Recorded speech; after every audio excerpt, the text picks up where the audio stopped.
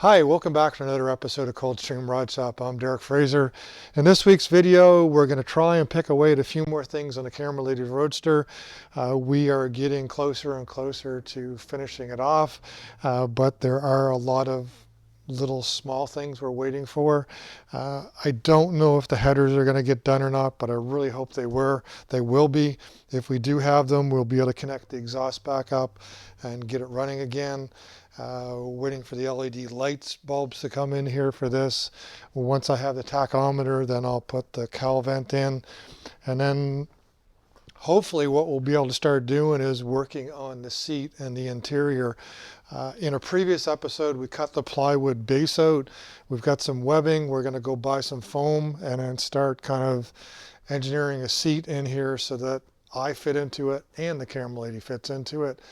Then, of course, over on the 35 pickup bed, I got a bunch of body work to do on that. Like I said in the previous episode, I'm not going to videotape myself sanding body fill. We'll show you what we're doing, how we're going to do it, and then hopefully we'll show you the end result of the labor of sanding it through. And then, of course, on the 5-window coupe, I think I'm waiting for some little nails. Once I get those nails, I'll start nailing in some of the wood. And push a little bit more of that along. So anyway, follow along. We're working on a 32 Roadster, 32 5-window coupe, and a 35 pickup bed. I know it's just a minor little thing that we did, but it finishes something off on the Camera Ladies Roadster. The LED headlight bulbs came in today. I didn't want to put the halogen lights in. I've been using the LED lights on both of the cars. I find them great for running lights, and then we don't drive a whole lot in the dark with the cars anyways, but even when we do, the LED lights are great, draw less power on the battery, just all kind of good. But now we kind of finished off the front of the Roadster. We've got just looks more finished. One more thing done. It's all good. So like I said in the previous video, and I think at the beginning of this one, we're going to carry on doing the body work on the 35 pickup bed. I'm going to show you each step of the way what we've been doing. So at the end of the last episode, I taped off all of the sections. I put body fill on the high spots, the reveals. So far what I've done right now, I've sanded everything with 80 grit. There are some spots that I have to go over. I have to put a little bit of more body fill in, like these little spots here. And then also what I'm going to do next, I'm going to some of the places where we ground the plug welds. We'll put a little skim on that. So hopefully, like I said, I'll put the skim on those areas, go over everything again, do it in 120.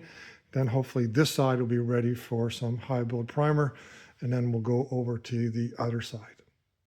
So there's the second round of applying the body fill to this side, to those spots I was talking about. Then we've got skimmed across the top here. So this top section, I welded the square tubing to the sheet metal. Didn't distort it, but we still have a little waviness here. So we're going to skim that and clean that up. And then over here, like I said, same approach as before. Added the masking tape around the high spots. Well, I'm going to apply body fill to all the high spots all the way around and start the process on this side as well. So there's a side that I just put the tape on, put a body fill on and peeled the tape back off. What it kind of allows us to do is just focus on the raised sections, like I said before. And then here, there's sections here where we did plug welds, put a skim over that. I know we're not going to see it underneath the fender well, but I'm still going to skim it and go over it. And then up across the top here of the edge, because I welded all that, there's grind marks, so we'll skim all that as well. Just making my way around, and while the garage is hot, putting some body fill on a lot of the places. And what I'll do now is I'll get some of this sanded, show you the results, and we'll push this along. Here is the next step on the 35 pickup bed. Sprayed it with some 6An polyester primer surfacer right there. Put that on. I've used it quite a few times before. I don't find that it sprays very well. I've got a 2.3 or a 2.2 gun there. Got to turn the pressure up and make sure it doesn't clog up. Stuff sets up pretty fast. It does sand quite well. It's very effective in covering scratches and everything else. But after I had sanded the all the lines and everything with 120, I sprayed everything down with 2 coats of the slick sand all the way around. Right now we're just going to let it dry and flash off, and then tomorrow I will start sanding it out and looking for picks, pinholes, defects, and all that kind of fun stuff. Like I said before, we are not going to paint this. We're going to bring it up close to the paint stage, basically do the straightening of the lines and the body fill and stuff on, because like basically we bead rolled the sides of this, so it's not going to be, I mean, I'm good at doing bead rolling, it's straight, but it's going to leave marks that you have to basically put a little bit of fill in and straighten out. So anyway, that's the next step. I'll show you the next after this. Well, it's not shaping up to be a very exciting episode, and I apologize for that, but this week I spent most of my time doing the body work and some of the sanding on the 35 pickup bed. We've got the high build primer on it. Going to sand that. That's not that exciting, as I've said before, and I think most folks that are watching the channel appreciate what kind of work that it has to be done. It's important to do it, but it's not that fun to watch. We were rather hoping that the ceramic coated headers would be redone by now. A little bit disappointed with the company that's doing them. We took them back. They said they would do them ASAP, but I guess their terms of ASAP are not the same as mine. We're going into week 3 now, waiting for them to strip and recoat them. At the moment, I don't have an alternative source to do it, so we're going to have to wait it out, and hopefully we'll come up with something on it. So for the moment, the Camera Ladies Roadster, as far as the engine, is going to sit. One thing we had to do, I was putting off, was over here on the Model A. This is a maintenance thing. This is not rebuild your hot rod thing. The Model A, as you can see, is apart right now. The front tires, the white wall tires, were a little scalloped. They've been on the road for almost 12 years now. So we've got a new set of tires. We've got them, the rims off. I've got those tires being put on. Another thing I had noticed over time was that the bushings for the spring shackles were basically starting to get beat out. These were from a company a long time ago called Lucky 7. They've been since out of business. So what I've done, I bought a new set of shackles here with new bushings. We're going to replace those. While I'm at it, while I have this out, the urethane bushings at the end of the hairpins, I've got a new set of those. We're going to replace those at the same time. And then on top of it all, I had noticed on the thermostat housing, we were getting a leak around the gasket. Now it was, I don't know whether you call it pot metal now. The thermostat housing itself was made from some sort of a powdered metal or whatever. And I think what happened, it just must have reacted with the aluminum and then started creating like a little leak around here. So I bought a brand new thermostat housing, going to replace the thermostat. I've got a new hose. The upper radiator hose was bulged, so we're going to replace that as well. So it might just be a little bit of a body fill and car maintenance that we have to go through.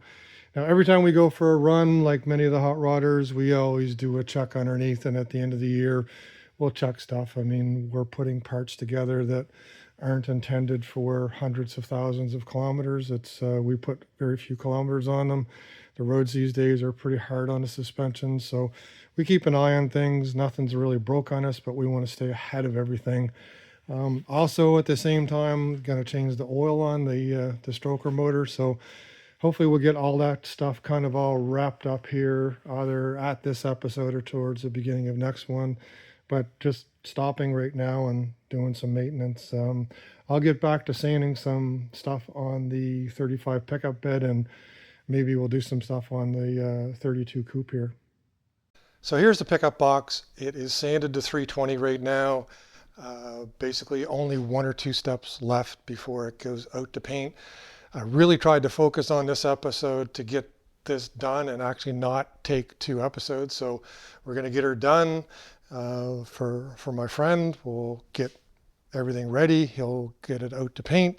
The last step on this, after sanding it with 320, I'm going to go over it. I'm going to blow everything off, because as hard as I try, there's probably a couple tiny little air bubbles somewheres in here in the finish, even though it's kind of finished sanded. I'm going to go over it with a light, look for any kind of imperfections or scratches or bubbles. We'll use the spotlight putty that I normally do, kind of like the old stuff in the tube we used to get when we were a lot younger. We'll touch all of that stuff. We'll sand it. What I don't know on this one is how long it's going to be before it gets painted. If it gets painted right away, we're just going to give it to my friend. He's going to take it right up and get painted. If it doesn't, more than likely we're going to hit this with a coat of primer, just in case it has to sit. I don't want to leave the sanded surface open for too long of a period of time. Anyways, this is not our forte here, prepping for paint. We usually like working on the mechanical stuff, but this is part of the process of getting a hot rod done, whether you do it yourself or get somebody else to do it. So anyway, this might be the last you see of the 35 pickup bed, and hopefully once it gets painted, we'll show it to you. So a little bit more progress on the Model A repairs. The thermostat's in, the hose is in, everything's all good there. I'm happy with that. I did have to go get a different hose on the heater bypass because it wasn't the right size, but that's the way it goes. As I mentioned, I wanted to replace the shackle bushings and the leaf spring. And then once I looked at the urethane bushings on the hairpins, they're 11 years old. I thought I had an extra set. They're in pretty decent shape, but since I have them off, I actually want to replace them, being their age, not so much their condition. So what I did, I reached out to Welder Series. Up at Welder Series, we'll get a brand new set of these urethane bushings for the back of the hairpins. Even these nylon bushings on the shackles, they sell some Pete and Jake's urethane ones. So I'm going to opt out, and I'm going to get those from Welder Series too. They should be here tomorrow or the next day. So once we get that stuff in, we'll get all the bushings replaced on both the hairpin ends and on the shackles, get the leaf spring back in, and then right beside the camera lady's leg is one of the two brand new Whitewall tires. The original Cokers, for whatever reason, they scalloped a lot, not all the way around, but in certain spots, which kind of leads me to believe that there was a broken belt or something into them. When we originally put them on, we had a lot of trouble balancing them. They drove okay, but at the end of the day, they wore too much, so we replaced them. The back tires are in really, really good condition, so we did not replace those. These are, we bought these from Speedways. I think they call them Contio, C-K-O-N-T-I-O. It looks like they're made from Nokian in Finland. Supposed to be a really good tire. They look nice. We'll get those on next week. We'll get those repairs done. And then hopefully we'll be off and running. It's almost warm enough to get her out again. On the 32 Roadster, the only thing else I did, we got the gasket in for the cowl vent. That was a bit of a job. Essentially, to put that in, there's a 3M. I'll go over the other side here. There is a 3M contact cement. It's called black weather strip and gasket adhesive, 3M. Essentially, all you do is you put a coat of contact cement in the groove, put some contact cement on the other side of the rubber, wait for it to dry, stick it in, and then just use some little clamps to hold it in place, and that's it. The other thing you can do is when you put that gasket in with the contact cement, if you already have the cowl vent in there, basically just close the cowl vent to hold it down. But where I don't have the cowl vent in, I just use this glue here. I've used it quite a few times before. The other thing we managed to get done on the seat, slowly pushing forward onto it, we did buy some webbing. Since we'd already cut out the plywood, I know a couple friends suggested using springs or whatever, but we already cut the plywood out. We had already bought the webbing, so we're going to give the webbing a try. Camera lady went and got some foam today. We'll start fitting that on there. We'll see how comfortable it is on that. And ultimately, if we don't like the webbing, we'll rip it apart and we'll put a spring into it. But for now, we're going to carry on with the webbing and the foam. She's going to start building the bottom seat. Once the bottom seat is built, then we'll start building the support for the back seat, but we'll inch our way along here on the upholstery. That's it for this week. Sanding body fill is never a whole lot of fun for everybody to watch. Thank you so much. I know it's not a lot of fun, and all the regular people that watch this, I really appreciate it that you've watched the video tonight. Anyway, please like, share, tag, and subscribe. Come on back next week, and we'll hopefully have some more fun stuff to do on these early hot rods.